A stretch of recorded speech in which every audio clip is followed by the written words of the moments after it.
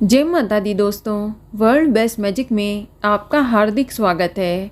कैसे हैं आप सब, ये बताने के लिए कमेंट बॉक्स में जय माता दी जरूर लिखें।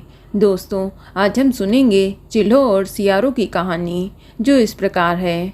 नर्मदा नदी के पास एक कंचनवटी नाम का एक नगर था। वहाँ के राजा का नाम मलाई केतु था। उसी नर्मदा नदी के पश्चिम और बालूहटा नाम की मरुभूमि थी, जिसमें एक विशाल पेड़ पर चील रहती थी और उसी पेड़ के नीचे एक सियारिन भी रहती थी। चील और सियारिन दोनों ही पक्की सहेलियां थीं। कुछ महिलाओं को जितिया व्रत करते देख चील और सियारिन ने भी ये व्रत करने का संकल्प लिया और दोनों ही भगवान श्री जीमुत वाहन की पूजा और व्रत करने का प्रण ले लिया। जिस दिन दोनों को व्रत रखना था, ठीक उसी दिन शहर के एक बड़े व्यापारी की मृत्यु हो गई और उनका दाह संस्कार वहीं मरुस्थल पर हुआ। मुर्दा देखकर सियारिन को भूख लगने लगी और वह खुद को रोक नहीं पाई, जिसके कारण उसका व्रत टूट गया। परंतु चील ने खुद पर संयम रखा और पूरी श्रद्धा और नियम से अपना व्रत पूरा किया और अगले दिन व्रत का पारण भी किया। उसके बाद अगले जन्म में दोनों सहेलियों ने पुत्री के रूप में एक ब्राह्मण परिवार में जन्म लिया। उनके पिता का नाम भास्कर था। चील बड़ी बहन और सियारिन छोटी बहन बनी। बड़ी बहन का नाम शीलावती रखा गया और उसकी शादी बुद्धसेन के साथ हो गई। छोटी बहन का नाम कपूरावती रखा गया और उसकी शादी उस शहर के राजा मलाई केतु से हुई और छोटी बहन कपूरावती कंचनवटी नगर की रानी बन गई।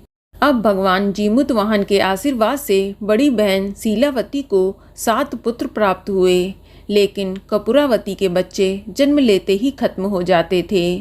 कुछ सालों बाद शीलावती के 7 पुत्र बड़े हो गए और राजा के दरबार में काम करने लगे। उन्हें देखकर कपूरावती के मन में ईर्ष्या और जलन की भावना उत्पन्न हो गई। इस ईर्ष्या की भावना में कपूरावती ने राजा से कहकर शीलावती के 7 बेटों के सर कटवा दिए। फिर उन 7 सिरों को साथ में बर्तन में डालकर ढक दिया गया और शीलावती के पास भिजवा दिया गया। ये देखकर भगवान जीमुत वाहन ने मिट्टी की सहायता से 7 भाइयों के सर बनाए और सभी सिरों को धड़ से जोड़ दिया और उन पर अमृत छिड़क दिया, जिसके कारण वे 7 भाई फिर से जिंदा हो गए और अपने घर लौट आए। रानी ने जो कटे सर भिजवाए थे वे सब फूल बन गए। कपूरावती समाचार पाने को बहुत ही व्याकुल थीं, लेकिन जब उसे इस बात का पता चला तो वह अपने बड़ी बहन के घर गई और वहां सबको जिंदा देखकर आश्चर्य में पड़ गई और बेहोश हो गई।